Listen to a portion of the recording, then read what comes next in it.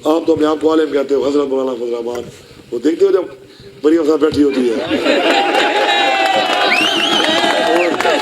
और मरियम के कान में यूं करती है, क्या करता है,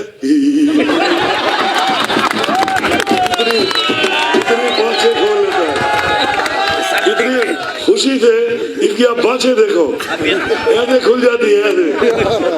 हमने सारी बार वोट दिए, हमने इतने वोट दिए, इसको इतना बड़ा आदमी बनाया, इंटरनेशनल लीडर बनाया, हमें ऐसे मिलता है।